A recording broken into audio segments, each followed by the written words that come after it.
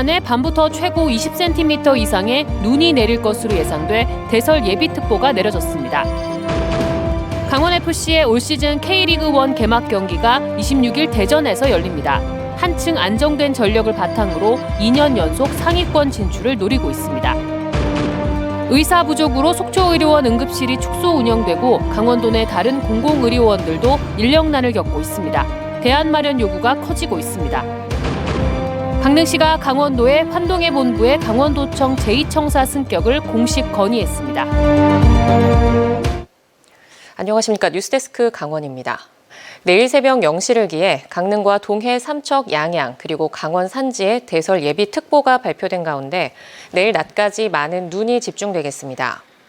예상 적설량은 영동 중남부 5에서 15cm, 많은 곳은 20cm 이상, 영동 북부 지역에는 3에서 10cm이고 곳에 따라 5에서 20mm의 비가 내리는 곳도 있겠습니다. 기상청은 강원 영동 대부분 지역에 대설특보가 발표될 가능성이 높고 내일 밤부터 차차 개기 시작해 일요일인 모레 다시 맑아질 것으로 내다봤습니다. 도민구단 강원FC의 K리그1 개막 경기가 이틀 앞으로 다가왔습니다. 올 시즌 강원FC는 대규모 선수 영입은 없었지만 전력이 한층 안정화됐다는 평가를 받는데요. 2년 연속 상위권에 진출할 수 있을지 이준호 기자가 전망했습니다. 노란색 장애물을 잇따라 제치고 골문 구석을 향해 강한 슛을 날립니다.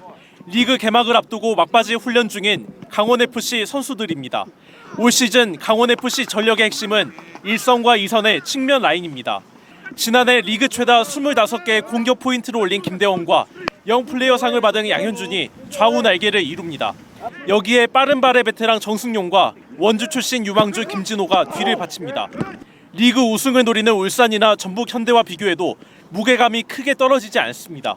작년에 결과로 나타났듯이 리그 내에서도 충분히 경쟁력을 갖추고 있다고 생각하고요. 또 올 시즌도 큰 변화가 없기 때문에 좋은 시즌이 될 거라고 생각하고 있습니다.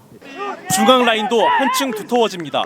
측면에 집중됐던 공격 시도가 중앙으로 분산될 것으로 보입니다. 먼저 새로 영입한 알리바예프는 중원에서 창의적인 패스를 뿌리는 미드필더로 지난해엔 볼 수 없던 유형의 선수입니다.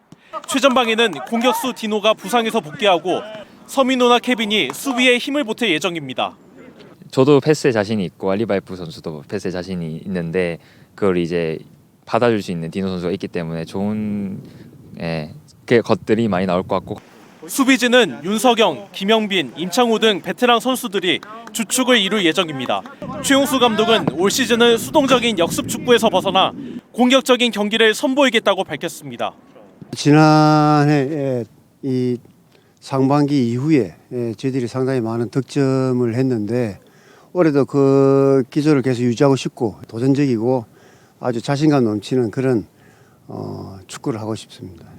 올 시즌 강원FC 전력을 두고 한국프로축구연맹 이상윤 해설위원은 인천이나 서울처럼 대규모 영입은 없지만 상위권에 충분히 올라갈 수 있다고 평가했습니다. 이 정도면은 그래도 최용수 감독이 생각하는 공격에 무게감은 저는 가져갈 수 있다고 생각해요. 전체적인 어떤 큰 그림을 봤을 때는 최용수 감독이 생각하는 스프릿 A에 올라갈 수 있고 2년 연속 상위권 진출을 기대하는 강원FC는 오는 26일 대전에서 하나시티즌과 개막 첫 경기를 치릅니다. MBC 뉴스 이준호입니다. 최근 속초의료원의 응급실 의사들이 잇따라 퇴사하면서 응급실이 축소 운영되고 있습니다. 4억 원대 연봉을 제시하고도 아직 정원을 충족하지 못하고 있는데요. 인력 수급 문제로 어려움을 겪고 있는 지방의료원의 현실을 짚어봅니다.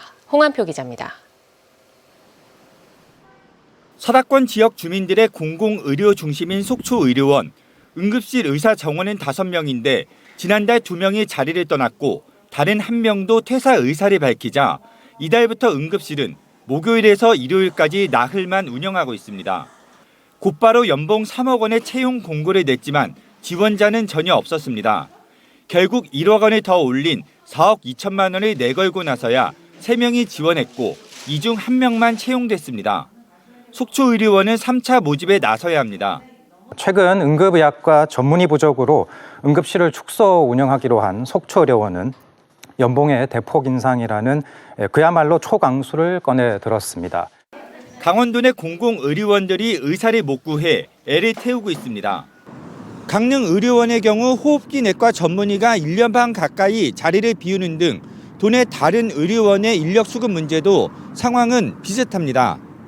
삼척의료원은 산부인과 의사가 충원되지 않고 있습니다.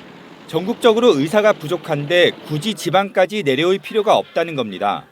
지방의료원의 인력 부족 문제가 심각해지자 정부에서는 지난해 국립대병원 공공임상교수제 시범사업을 도입했습니다.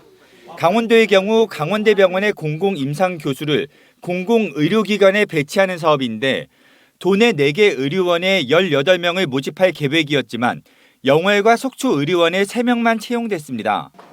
공공임상교수를 국립대병원에서만 찾지 말고 민간 병원으로 문호를 더 확대해야 한다고 주장이 나오는 이유입니다. 개방형 제도를 조금 더 도입을 해서 공공 영역에서의 아주 부족한 특정 영역의 인력 전문 인력을 그런 민간 병원의 자원들이 같이 연계해서 복지 제도가 수도권에 비해 좋지 않은 점도 지방 근무를 꺼리는 이유입니다. 강릉의료원의 경우 복지 증진 차원에서 의사 안식년 제도 도입을 추진하고 있습니다. 대학병원에서는 뭐 안식월이나 연수나 이런 걸 보내주는데 저희도 그걸 못할 이유가 없다는 이야기여서 제가 10년 넘은 의사들한테는 의료원 최초로 저희도 안식월을 만들 겁니다. 의대 정원 증가나 공공의대 건립 등의 대안도 나오고 있습니다. 지역에 맞는 인재들을 좀 선발해서 지역에 남을 수 있는 그런 인재 시스템들을 좀 생각해 봐야 되지 않겠느냐. 그래서 그 지역에서 선발한 사람들은 지역의 의료를 담당할 수 있게끔. 하지만 인구가 자연 감소하는 현실에서 수요 공급의 균형을 맞추기가 쉽지 않고 의료계 내부의 반발은 넘어야 할 산입니다.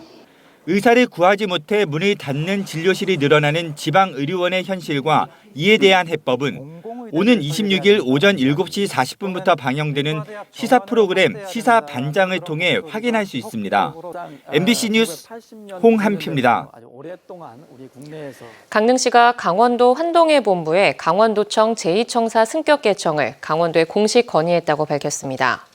강릉시는 현재 환동해 본부가 있는 주문진 지역이 강원도 해양수산기능의 중심이라며 동해안 정중앙이라는 위치적 장점과 강릉의 교통 인프라까지 더해져 접근성 측면에서도 제2청사 최적지라고 설명했습니다. 김홍규 강릉시장은 환동해 본부의 제2청사 승격으로 영서권보다 상대적으로 낙후돼 지속적인 인구 유출을 겪고 있는 영동 지역 발전을 이끌고 싶다고 덧붙였습니다. 동해안권 경제자유구역청이 10년이 지나도록 진척이 없는 망상 1지구 개발 사업의 사업 시행자를 교체한다고 밝혔습니다.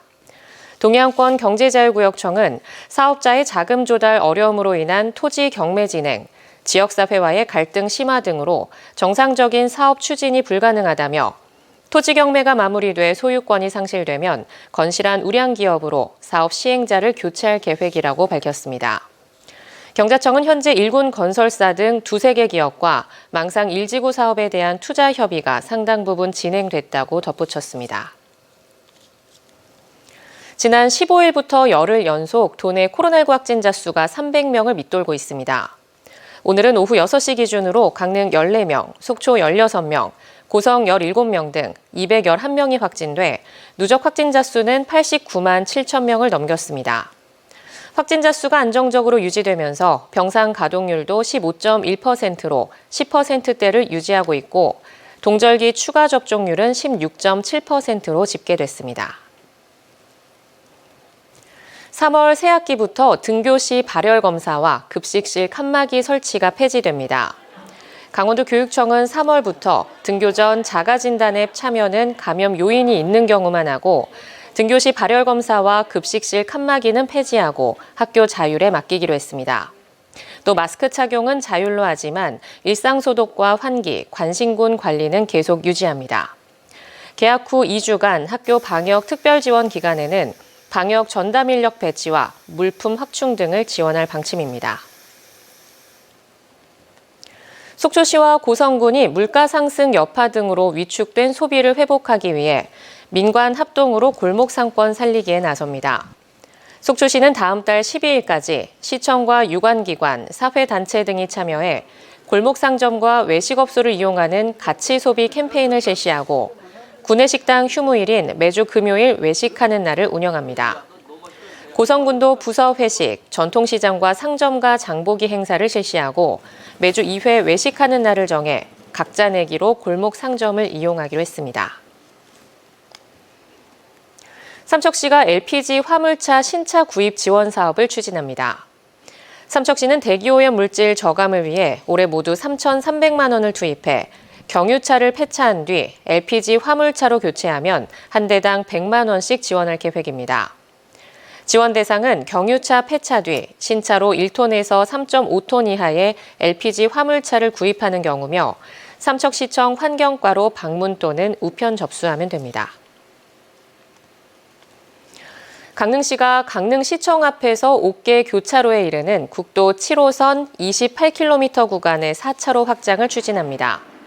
강릉시는 오는 27일 강원도 주최로 열리는 제6차 국도 국지도 건설계획 수요조사 회의에 참석해 현재 국도 7호선 495km 구간 가운데 유일하게 2차로인 이 구간의 4차로 확장을 건의하기로 했습니다.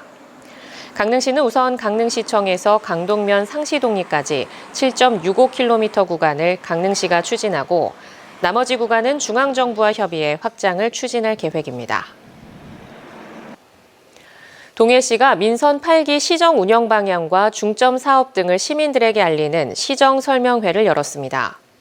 동해시는 설명회에서 강원 특별자치도 출범에 맞춰 동해항을 복합물류 항만으로, 묵호항은 해양관광 어항으로 육성하기 위해 역량을 기울이고 동해안권 경제자유구역은 개발에 속도를 낼 수 있도록 협력과 지원에 나선다는 구상을 밝혔습니다. 강원뉴스 마칩니다. 시청해주신 여러분 고맙습니다.